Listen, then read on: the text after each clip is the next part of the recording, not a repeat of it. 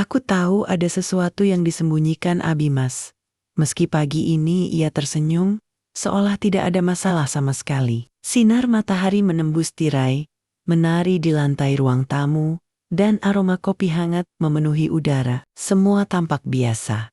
Rumah rapi, meja sarapan tersusun sempurna, dan Abimas duduk di seberangku dengan senyum hangatnya. "Kamu mau kopi panas atau hangat hari ini?" tanyanya. Nada suaranya ringan, hampir biasa. Aku tersenyum, menanggapi, "Aku mau yang panas. Terima kasih, tapi ada sesuatu yang berbeda pagi ini." Tangannya sering menyentuh ponsel di meja, sesekali menatap layar dengan ragu. Biasanya ia santai, tidak pernah terlalu memperhatikan ponsel saat sarapan. Aku menelan rasa penasaran itu, pura-pura tidak melihat. Aku ingin percaya, ingin merasa aman. Rumah ini, senyum Abimas. Pagi yang tenang. Semuanya terlihat sempurna. Namun, ada firasat kecil yang berbisik di hatiku. Sesuatu akan mengubah semua ini. Dan aku tahu, tanpa aku siap, hidup kami akan memasuki babak yang belum pernah kubayangkan. Aku menyesap kopi, menatap jendela, mencoba menenangkan diri. Tapi di dalam diam, aku mulai menunggu. Menunggu hari ketika rahasia itu muncul. Menunggu saat ketika segalanya yang tampak aman dan biasa tiba-tiba retak. Dan entah kenapa, pagi yang seharusnya tenang ini justru terasa menggantung. Seperti napas yang tertahan, menunggu sesuatu yang akan membuat hatiku bergetar. Dan pagi itu, sesuatu datang dalam bentuk dering ponsel Abimas. Ia tersenyum canggung ketika melihat layar, lalu dengan cepat menyembunyikannya di balik tubuhnya. "Ah, itu hanya telepon kerja," katanya sambil mencoba terdengar santai, tapi nada suaranya sedikit berbeda. Terburu-buru, seperti ada yang ingin disembunyikan. Aku mengangguk, pura-pura tidak peduli. Tapi mataku menangkap setiap gerakannya. Jemari yang menutup layar ponsel, mata yang sekilas menatap ke arahku tapi segera berpaling. Ada sesuatu yang tidak benar, dan hatiku berdegup lebih cepat. Sehari itu berjalan normal. Hampir terlalu normal. Sarapan, pekerjaan rumah, dan tawa ringan yang kami ciptakan seolah menutupi kegelisahan yang mulai tumbuh di antara kami. Tapi di balik ketenangan itu, aku mulai melihat pola kecil. Abimas sering menunda cerita tentang pekerjaannya, tersenyum ketika aku menanyakan hal-hal sederhana.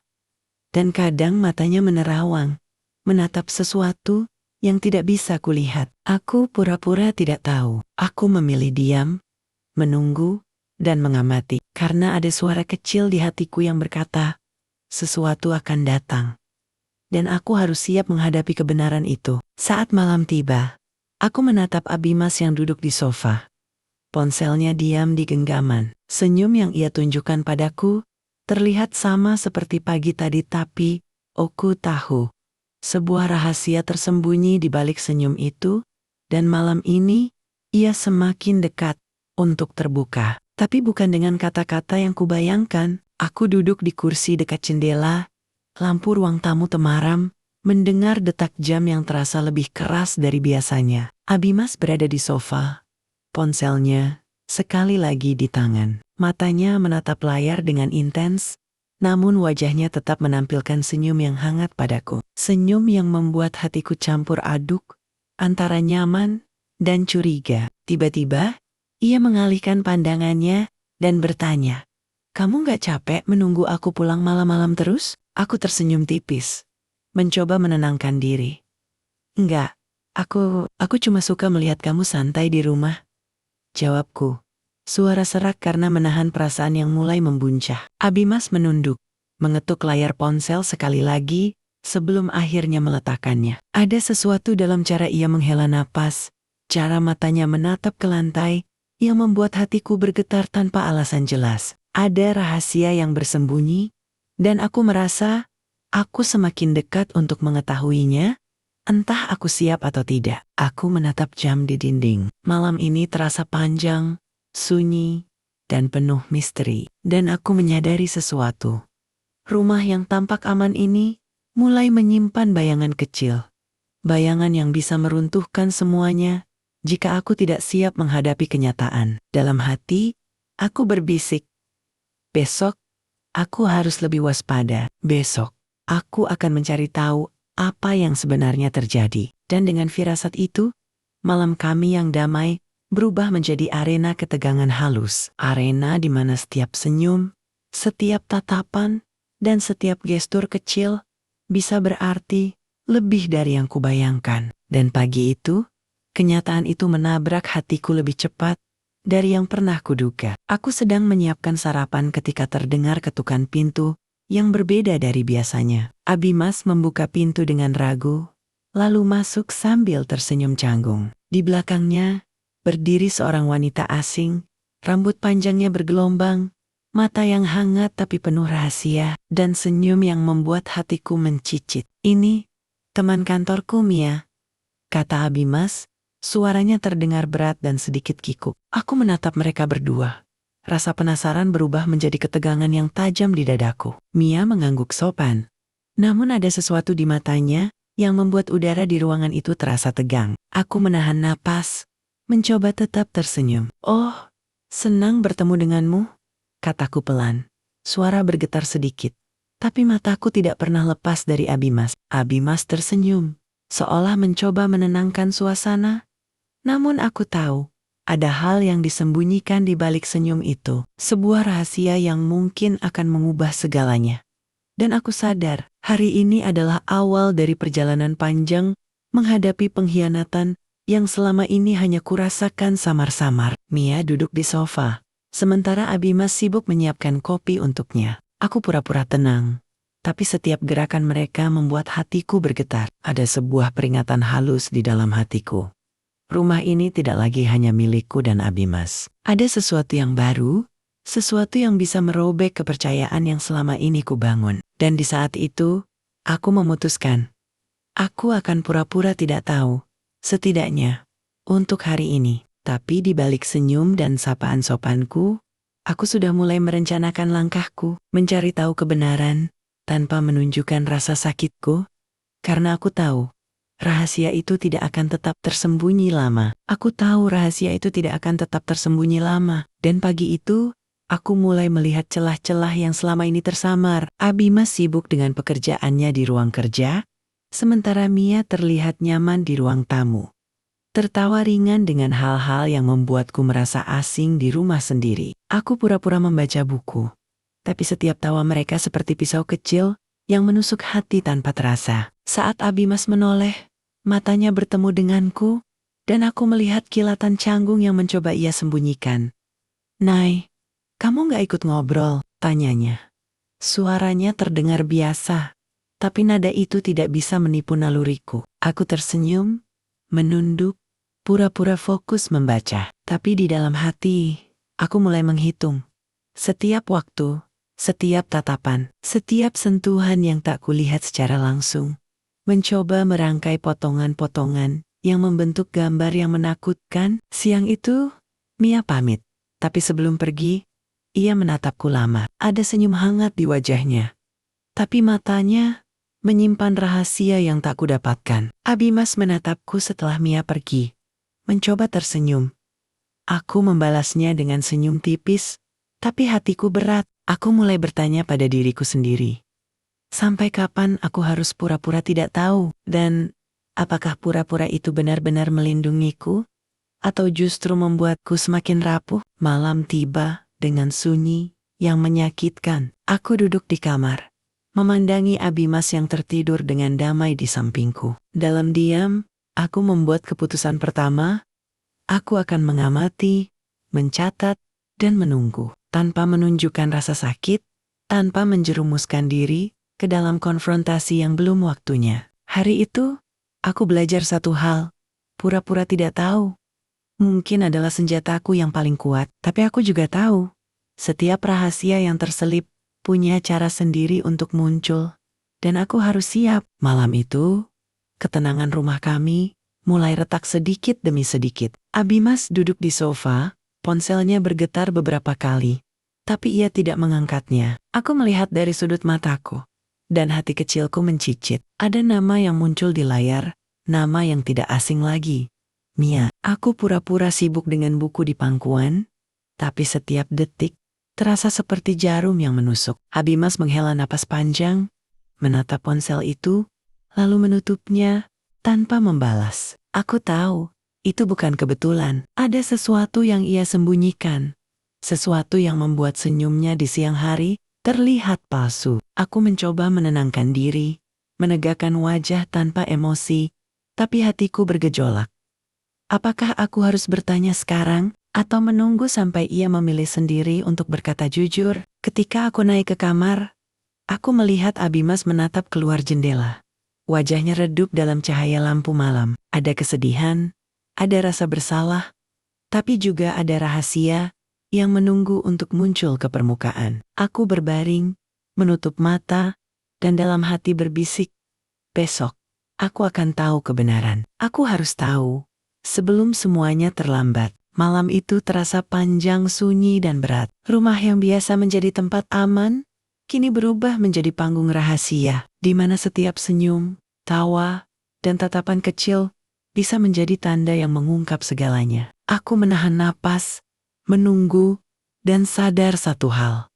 Malam ini hanyalah awal dari badai yang akan datang, badai yang akan menguji cinta, kesabaran, dan keberanianku. Ku tahu, jika aku ingin tetap berdiri, aku harus mengambil langkah pertama. Pagi itu aku duduk di meja makan, menatap secangkir kopi yang mulai mendingin. Pikiran tentang Abimas dan Mia terus menghantui, tapi aku tidak akan membiarkan rasa sakit menguasai diriku. Aku harus tahu kebenaran, dan aku harus melakukannya dengan caraku sendiri. Aku mulai mencatat hal-hal kecil, telepon yang tidak dijawab, pesan yang terlambat dibalas, dan perilaku yang berbeda dari biasanya. Setiap detail, sekecil apapun, bisa menjadi petunjuk. Aku ingin menghadapi kenyataan dengan kepala dingin, bukan emosi yang terbakar. Abimas muncul di dapur. Senyum biasa menempel di wajahnya. "Kamu terlihat serius pagi ini," katanya. Aku mengangkat alis. Pura-pura santai, hanya memikirkan pekerjaan saja. Dia mengangguk, tidak curiga, dan aku tersenyum tipis di dalam hati. Ini peran yang harus aku mainkan. Pura-pura tidak tahu, sambil mengumpulkan bukti dan mempersiapkan langkahku. Hari itu, aku menatap Abimas dengan mata yang berbeda. Aku melihatnya bukan hanya sebagai suamiku, tapi juga sebagai seseorang yang bisa menyimpan rahasia, yang bisa menghancurkan kami. Dan aku berjanji pada diriku sendiri, aku tidak akan diam selamanya. Malam tiba, dan aku menulis rencana di buku harianku. Strategi untuk mencari tahu kebenaran, menjaga harga diriku, dan menyiapkan hati untuk apapun yang akan kulihat. Badai ini belum berakhir, tapi aku sudah mulai mempersiapkan payungku sendiri. Aku tahu, perjalanan ini akan panjang, berat, dan penuh kejutan. Tapi untuk pertama kalinya, aku merasa punya kendali, sedikit kendali, atas apa yang akan terjadi berikutnya. Sedikit kendali itu terasa rapuh, terutama ketika bukti mulai muncul tanpa diundang. Pagi itu, aku membersihkan meja kerja Abimas dan menemukan secarik kertas yang tergelincir di bawah laptopnya. Sekilas, terlihat nomor telepon dan nama yang tak asing lagi. Mia. Jantungku berdebar, tapi aku menahan napas, pura-pura tidak melihatnya. Hari itu terasa seperti berjalan di atas kaca tipis. Setiap gerakan, setiap tatapan Abimas bisa membuatku tersandung. Tapi aku tetap tenang di depan suamiku, menunggu momen yang tepat untuk menanyakan hal-hal yang mulai terasa jelas. Saat makan siang, aku melihat Abimas tersenyum saat membalas pesan di ponselnya. Ada kegelisahan yang terselip di senyum itu.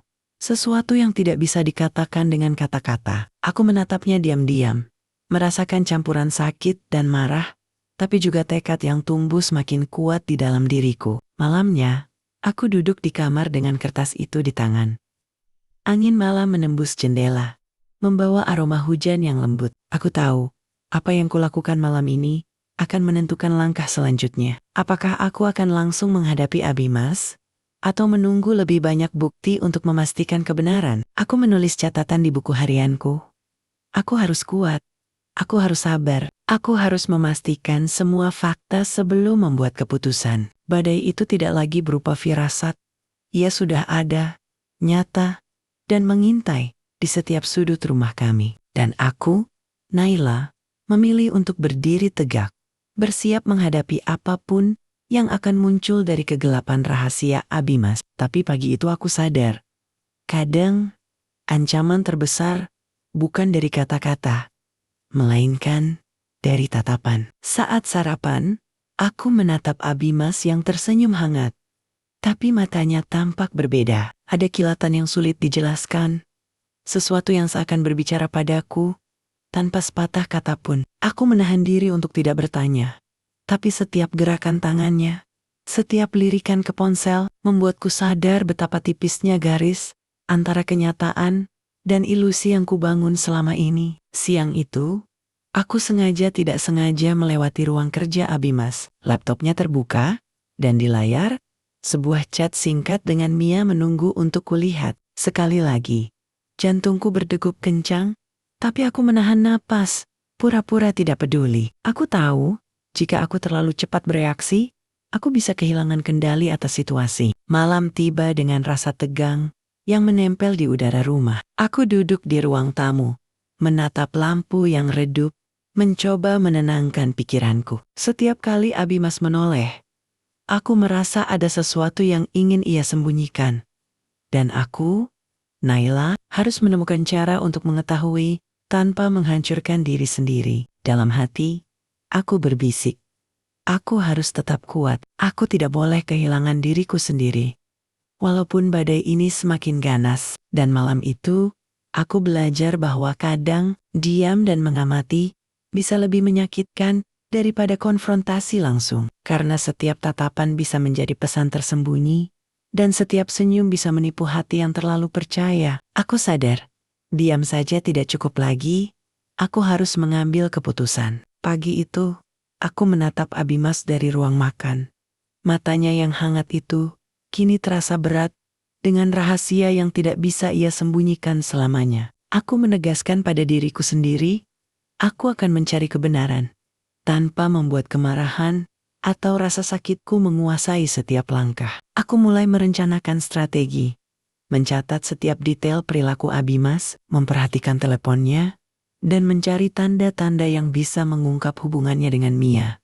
Tapi yang paling sulit adalah menjaga agar ia tidak curiga, sambil tetap bermain peran sebagai istri yang polos dan percaya. Siang itu, Abimas menelepon Mia.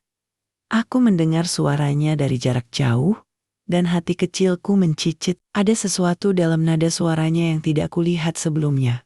Ketergantungan, bahkan mungkin keterikatan. Aku menelan rasa sakit itu, menutup pintu, dan berbisik pada diriku sendiri.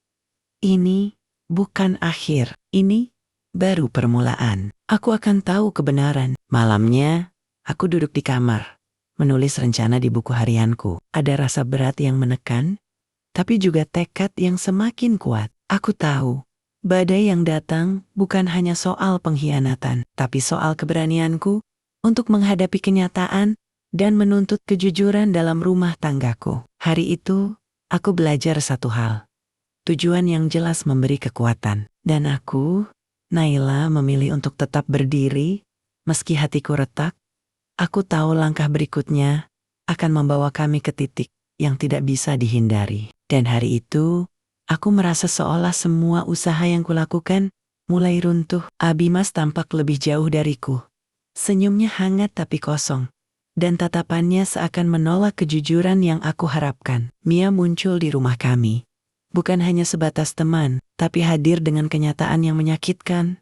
Hubungan mereka nyata, dan aku tak bisa lagi berpura-pura tidak tahu. Aku menatap mereka dari ruang tamu, hati berdebar kencang. Ada rasa sakit yang tidak bisa kuungkapkan, tapi juga kemarahan yang harus kuendalikan. Aku memilih diam, pura-pura sibuk dengan hal lain, meski setiap kata mereka seperti duri yang menusuk perlahan. Malamnya, aku duduk di kamar, menatap jendela. Hujan turun deras, menutupi rintik-rintik air mata yang tak kuizinkan keluar. Aku menyadari satu hal. Semua strategi, semua kesabaran, semua pengamatan belum cukup untuk mengubah kenyataan yang ada. Dan di sana, di titik terendahku, aku tahu Aku harus membuat pilihan paling sulit dalam hidupku. Pilihan yang bisa menentukan apakah aku tetap bertahan dalam pernikahan ini atau memulai babak baru yang tidak pasti. Aku menarik napas panjang, menutup mata, dan berbisik pada diriku sendiri. Besok, aku harus memilih. Besok, aku harus berani. Tapi malam itu, sebelum pagi datang, aku merasa beratnya keputusan yang menunggu di depanku, seperti menahan langit di bahu sendiri. Aku duduk di ruang tamu, menatap foto pernikahan kami di dinding. Abimas tampak bahagia di sana. Dan aku dulu begitu percaya pada senyum itu. Sekarang, senyum itu terasa seperti bayangan yang menipu. Aku bertanya pada diriku sendiri, apakah cinta cukup untuk menahan pengkhianatan? Ataukah aku harus belajar melepaskan dengan penuh harga diri? Teleponku berdering.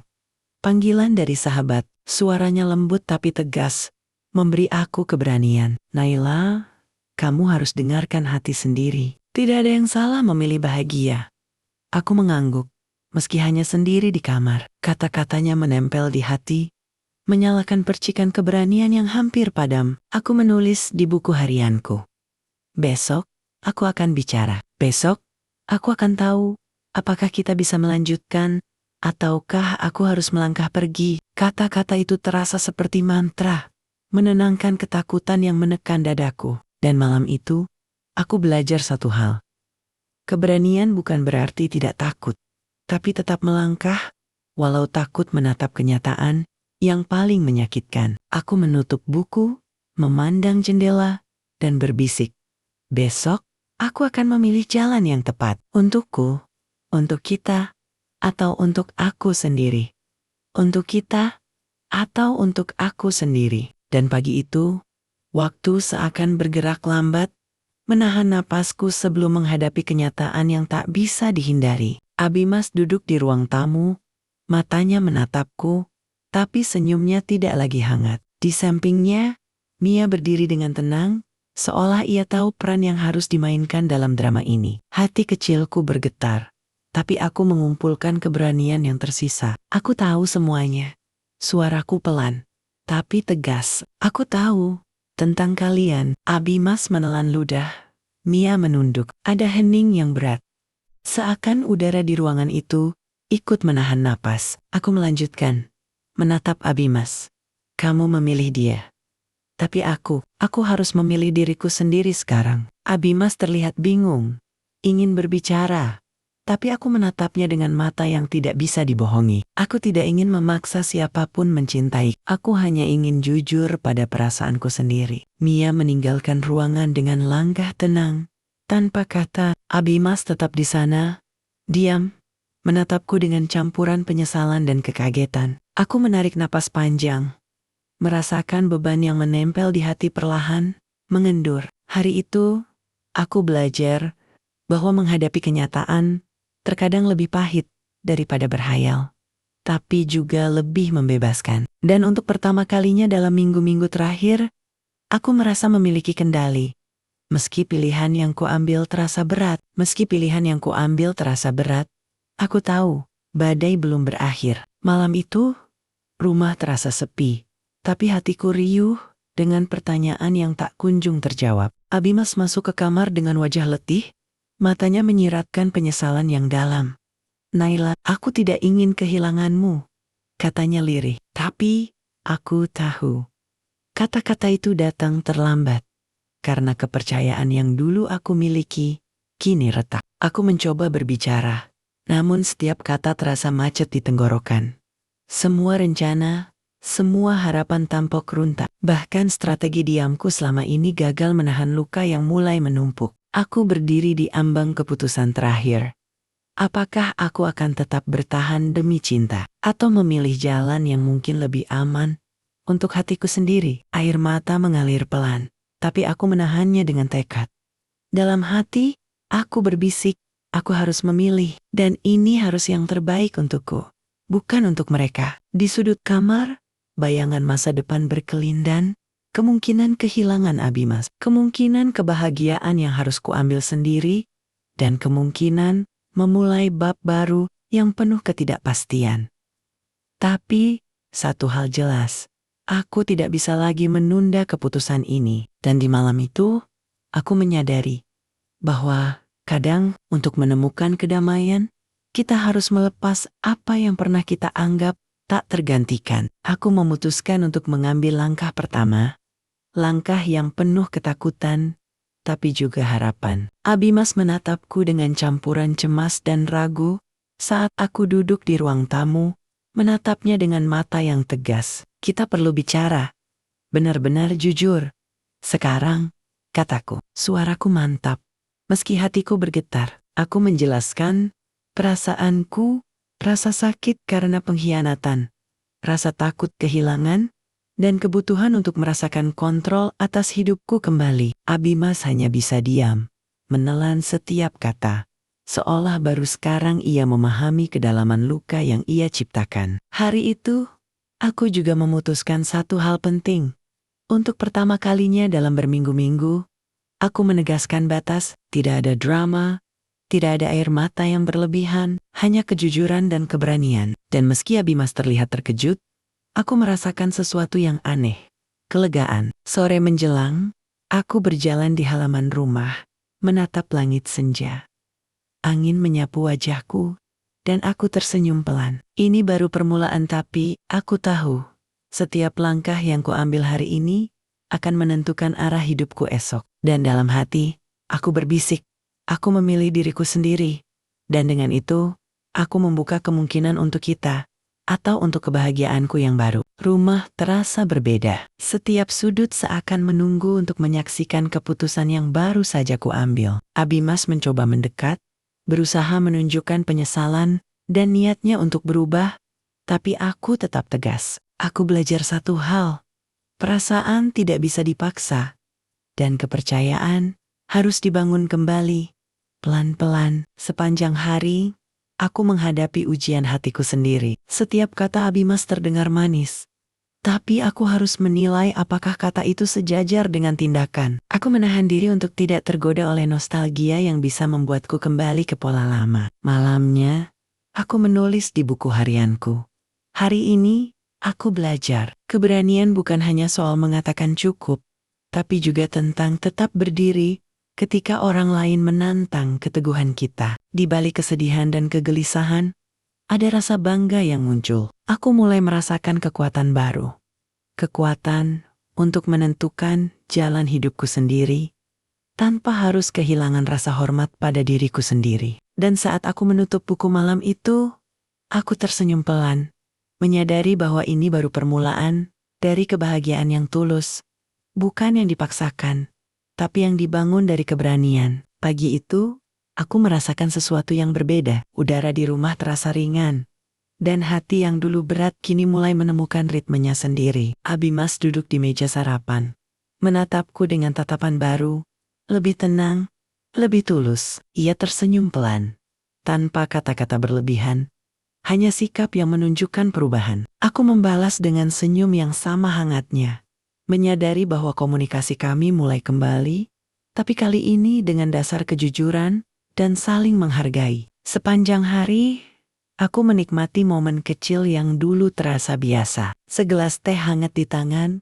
aroma roti yang baru dipanggang, senyum Abimas saat menanyakan rencana hari ini. Semua hal sederhana itu kini terasa seperti hadiah. Aku menatap diri di cermin, tersenyum pada wanita yang baru saja belajar berdiri tegak. Luka-luka lama masih ada, tapi kini ada ruang untuk harapan dan cinta yang mulai tumbuh kembali. Bukan karena dipaksakan, tapi karena pilihan sadar untuk memberi kesempatan. Di senja yang hangat, kami duduk di teras, menatap langit oranye yang indah. Aku merasakan kedamaian yang sudah lama hilang.